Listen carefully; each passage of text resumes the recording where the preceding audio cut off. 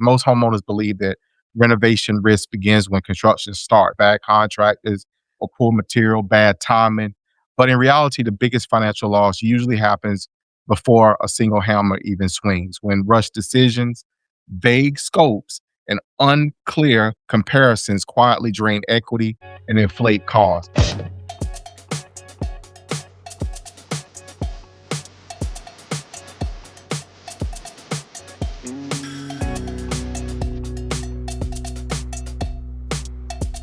Good morning, and great morning, guys. Welcome to another fabulous episode of Exit Strategies Radio Show. Hey, I am your host, Corwyn J, Melette, broker and owner of Exit Realty, Low Country Group in beautiful North Charleston, South Carolina. Hey, if this is your first time listening to this show, you, sir, or ma'am, are in for a treat because our mission here is very simple. That is to empower. Look here, we're going to focus on that word. We're going to dig in on that word. We're going to empower our community through financial literacy and real estate education.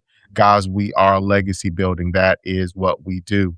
So I always got to give a shout out to those who listen to us faithfully. You guys rock. Evans over in West Ashley, Pastor Vanderbilt Evans Sr. and his beautiful bride, Miss Sandra Evans, my mom out there in Monk's Corner, y'all. Look here, I even got to give a shout out there in Monkey's Corner to Fed Up Postal Unit. You guys are tuning in. You guys are sending us feedback. We really appreciate it. So you guys need to get something mailed out. Go see Fed Up Postal Unit out there in Monk's Corner, guys. So look, for our folks in Marion and Mullins, thank y'all so much for tuning in to Troy's. Always love you. Always love you. And our family and extended friends there. Look, let's get it. So today we got an amazing show set up for you. And I'm super excited about it because one, it ain't every day that you get, quote unquote, a founder and CEO. I like those titles. CEO means the boss. That's what that means. So I want to set the tone here for you this way, which is most homeowners believe that renovation risk begins when construction starts. Bad contractors or poor material, bad timing. But in reality, the biggest financial loss usually happens before a single hammer even swings. When rushed decisions, vague scopes, and unclear comparisons quietly drain equity and inflate costs. The real mistake isn't overspending on materials, it's entering construction without finished decisions, documented inspections, or true cost clarity. So the Proposabid founder and CEO, RoDevia Brigham, explains why renovation outcomes are driven by decision quality, not construction activity, and how upstream clarity can protect long-term property value and financial stability. So I want to introduce to you again, RoDevia Brigham, the founder and CEO of Proposabid, a platform focused on governance and accountability in property repair bidding. He's a former wildland firefighter and former cybersecurity analyst. Look here, I love this. An advocate for treating renovations as capital protections decisions, not emotional events.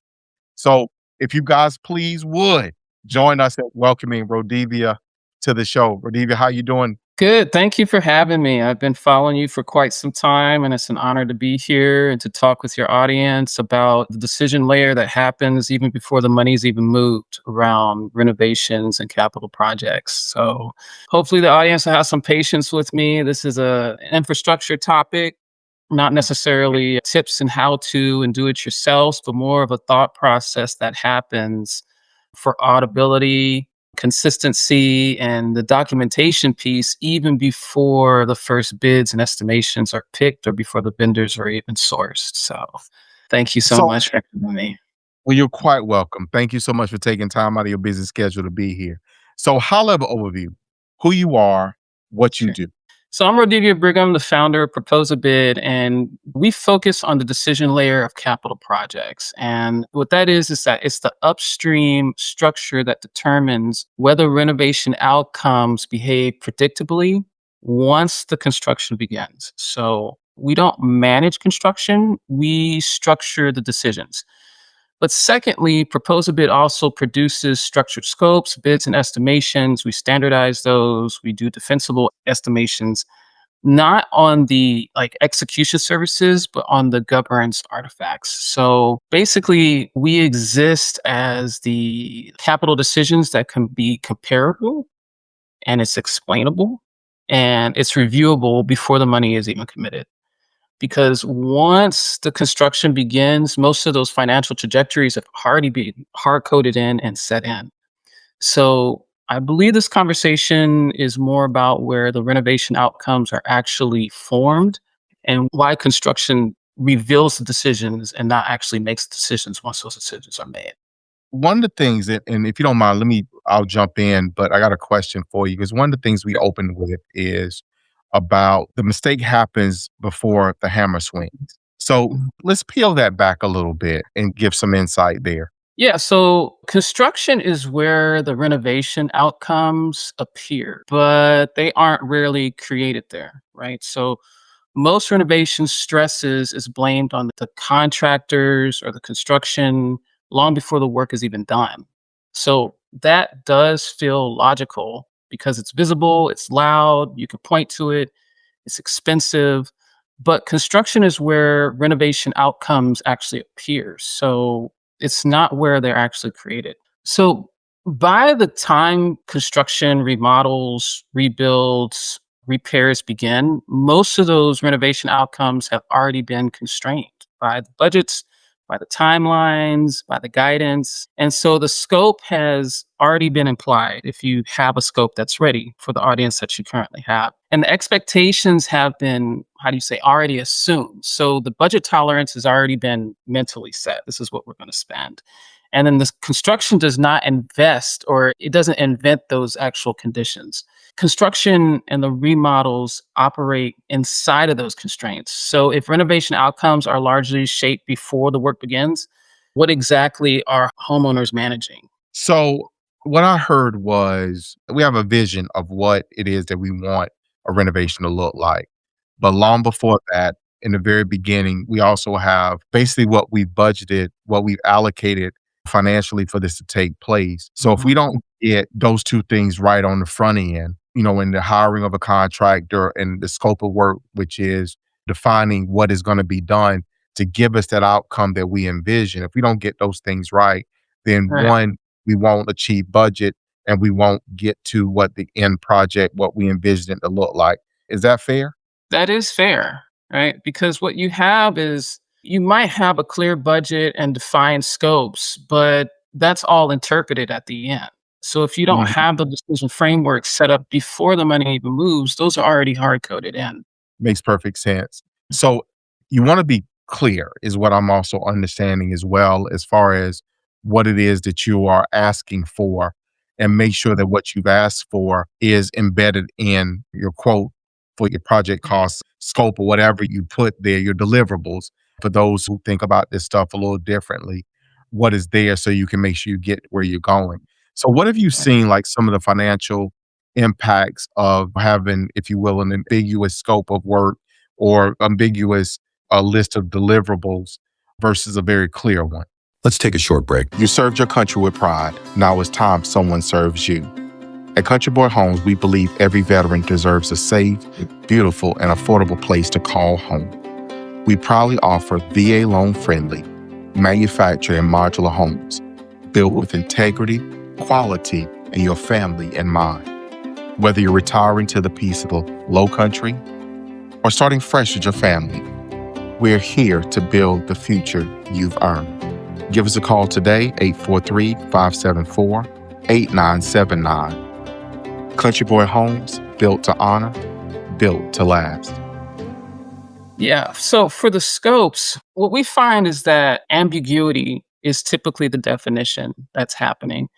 It's not the contractor performance that determines the financial trajectory. So what isn't clearly defined before the pricing will be interpreted during the construction. So the renovation budgets, the remodel budgets rarely encode because of the execution. They actually erode because the key decisions were never fully defined in the first place.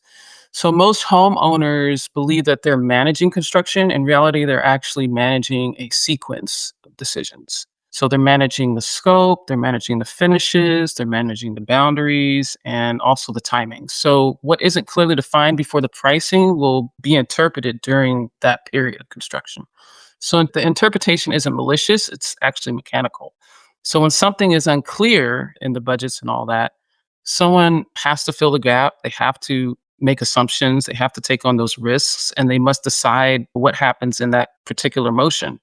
And the decisions made in the motions behave differently than the decisions that are made in clarity, outside of ambiguity. So renovation budgets rarely erode because of the execution. They typically erode because key decisions weren't never fully defined in the first place. Now, those definitions are quantifiable based on the actual project that's made, based on the key assumptions that are made, the risks that you're willing to take on or not take on. Construction doesn't struggle because people are incompetent. They struggle because the clarity ran out in the very beginning, and that's at the beginning of the process. Makes perfect sense. So let me stay on this vein of ambiguity, but I'm gonna kind of back this into those things that change on us. The hitting costs. If you don't have a clear outline, if you will, scope of work or deliverables, how does that get us to quote unquote change orders or otherwise get us out of line with our budget? Yeah. So for change orders, construction and change orders that are done in the construction period or remodel period doesn't create most of the problems. It actually reveals the level of definition that existed before there was actual commitment. So when something isn't fully defined before pricing, it has to be interpreted later. And the interpretations behave unpredictably. And that's why we have change orders in the first place. And the price variations doesn't automatically signal disagreement. It often signals different interpretations of the same exact request. So if you have bids and estimations out there, they're actually solving each and individual problem based on the scope that was actually submitted in the first place. That's if you even submitted a scope. So your vendors and contractors are answering just one level of questioning. They're not actually answering the framework that was put in the first place. And so therefore the change orders typically are blamed in the visible phase, but the visible phase isn't the origin phase, if that makes sense. So if the boundaries are incomplete, the outcomes reflect that, and it's not incompetence. Even excellent contractors operate inside the boundaries they're given, and you still have change orders that happen in the end. So if budgets are overrun, they're often overrun because it's framed as a spending problem, and it's usually a definition problem. And that definition problem then translates into the change order itself. That's what we found anyway. So let's get this is the one that always gets most people, right? And it is the lowest bid, why it isn't, or sometimes isn't the lowest cost. We watch people in all Yeah. phases, whether they be mom and pop investors that are looking to do a renovation on a property, or whether it's another or larger scale project or something of that nature.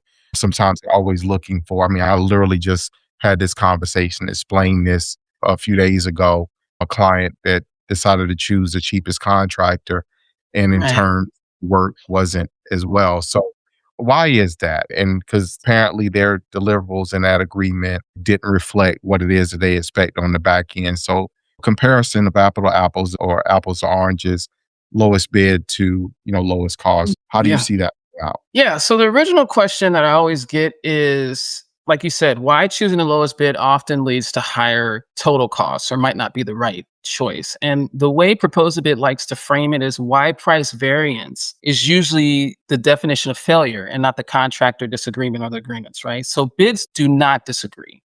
They Mhm. answer the question they were given. Large price differences usually reflect different interpretations, right? Not different pricing philosophies.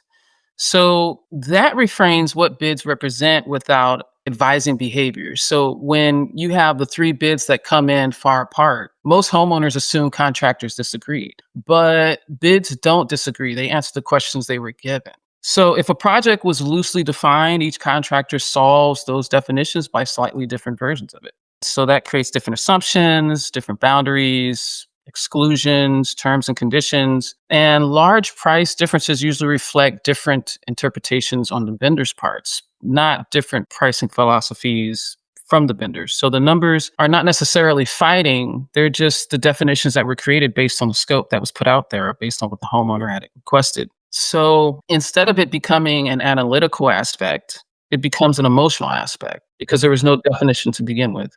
I was actually on a call on another podcast with someone else, and they were like, well, I just went out and got three bids and I just chose this one vendor. And I said, well, why did you do that? And he really couldn't answer why. He says, well, it's just the price was lowest. I said, so what was the other comparisons that you made in order to make that determination? And what were the decisions that were set up in the beginning to go ahead and choose that vendor in the very end?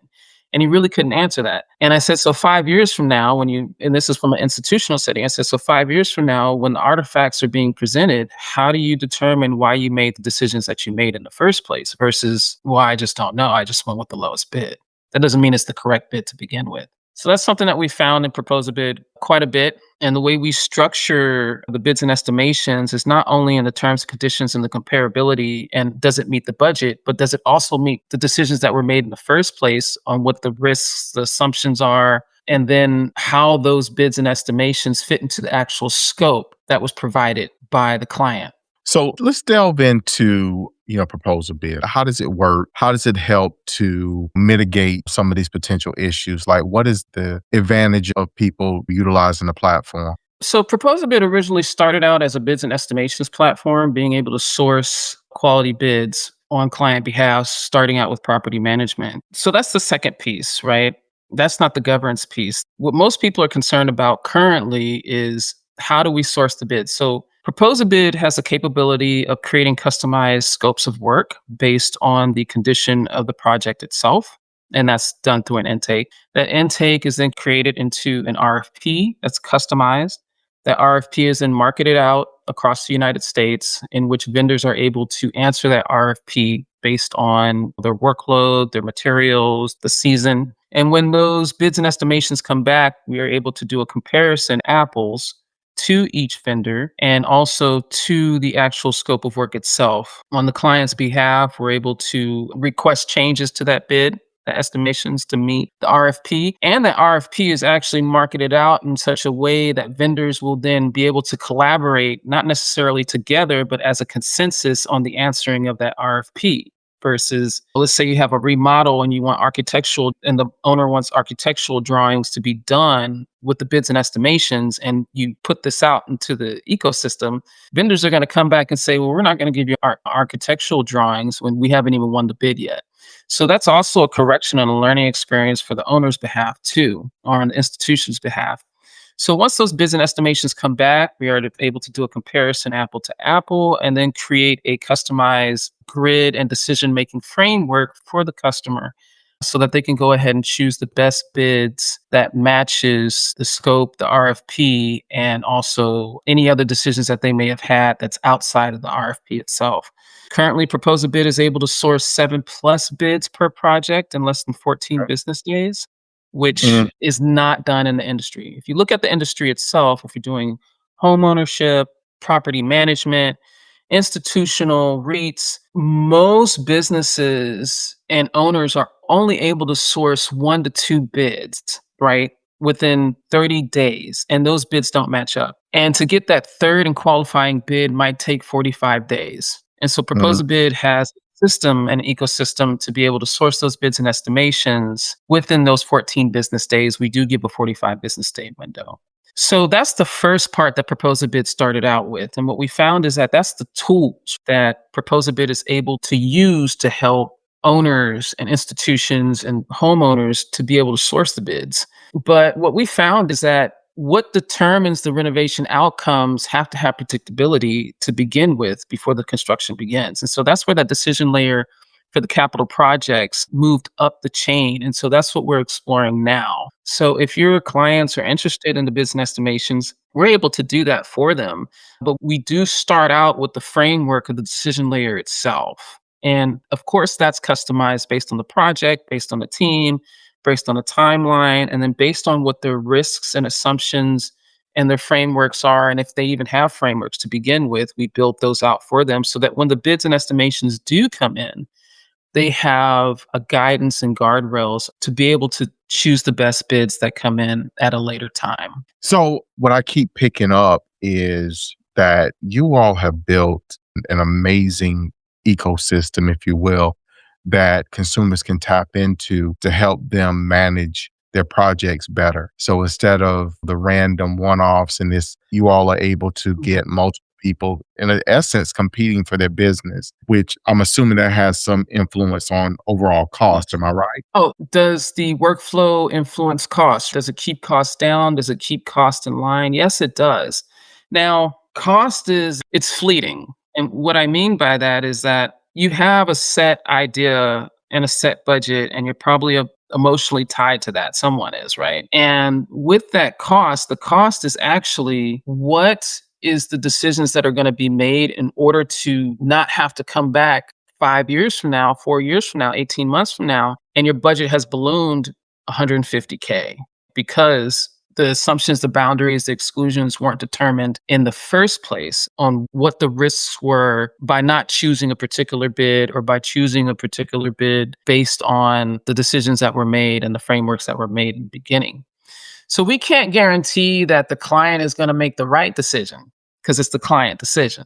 What we can guarantee is that we will have a framework set up so that you can come back and trace the decisions that you had made. And that's why the costs are the way they are in the future. And so that's something that doesn't sit well with people currently because they have to take ownership and authorship of the decisions that they made even before the costs were implemented and either were reduced or were increased in the first place, because now you have a traceable framework to say, well, yeah, we deployed $6 million for your audience, maybe $30,000 in capital, but we knew that there was no definitive scope to begin with in the first place. And now you're 18 months in and you ballooned 100K. And so that's the chasm that we're crossing there, that most people just jump over and they fall into eventually at some point. Mhm. And so those thought processes and those frameworks that we tackle to begin with, and then move to what is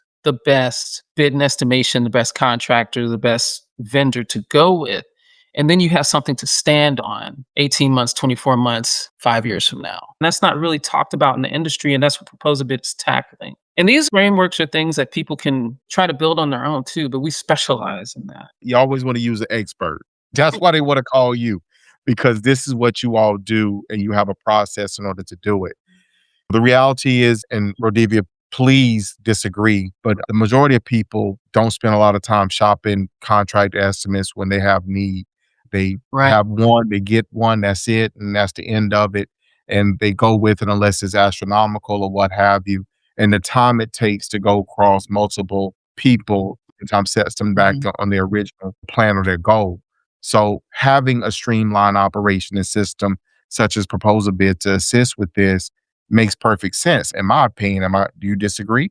No, it does make perfect sense. And I think the other piece that we're really honing in on is the documentation, right? Why documentation is a governance function and not necessarily an administrative task. So we're talking about choosing the vendor. We go with, our preferred vendor. That doesn't mean we're getting the best prices. That doesn't mean we're getting the highest quality materials, that we're actually making the correct decision. And in that, what Proposabid specializes in is helping our clients do the documentations, because documentation is a governance function. What we like to say is what is written down determines what gets executed. And renovation outcomes are constrained by what was defined, not by what was hoped for. So documentation is often treated as paperwork, but what is written often determines downstream that execution. And construction does not build on conversations, it builds on instruction. It doesn't build on expectation, it builds on specifications. And renovation outcomes are typically constrained by what was defined, not by the hope. So, RoDevia, I want to make sure we get your contact information out so people know where to reach you. Oh, yeah. I've been on the website, but I'm going to let you tell them. But I've been on the website. It's beautiful, well put together. So, how can people reach out to you, get connected to you? Thank you. Yes, thank you. Proposabid, Proposabid.com. That's proposals and bids. We just jammed it together. You can reach me at RoDevia. That's RoDevia at Proposabid.com. On our Abouts page, there's my email address, my phone number. I'm on LinkedIn. I think it's RoDevia Brigham /RoDevia Brigham on LinkedIn. Yeah, give me a call. Would love to talk with you about what projects you currently have. We are able to, plug in into any part of a project that you may have started, you're coming to an end to, you need reviews of, or you're thinking about a project that you need to have done And you want that framework set in place so that you're not just choosing out of 3 bids, you're choosing the most quantifiable decision, financial decision, so that you can create long-term, so that you can avoid long-term headaches. That's what we have for Proposabid. So I thank you so much. Awesome. So look, guys, as we close out today's show, first for our listeners, guys, before you renovate, finish your decisions, before you finish your budget, what do you want? Clarity protects equity more than speed ever will. Trying to do it fastest or just getting to it, sometimes it's going to cost you more money. And RoDevia, Mm. my takeaways from what you said to me today was when owners define their projects clearly, they compare truly comparable work and move decisions upstream. They don't just avoid those cost overruns, they protect their upside and preserve the value they've already built. That is huge. So, guys, renovations don't just change a property, they change the financial trajectory attached to it. Better decisions before construction begins often determine whether equity grows or if it quietly slips away. So guys, we want to make sure we do this the right way. Please make it a point. Go to proposabid.com, check them out, engage, ask questions. Make sure that you do it the right way, and it'll help you all the more. So guys, as we close, you know how we do this. You know how I feel. You know what I say. You know, always put the two of those things together, and I give it to you this way, which is to tell you that I love you. I love you. And we're going to see you guys out there in those streets.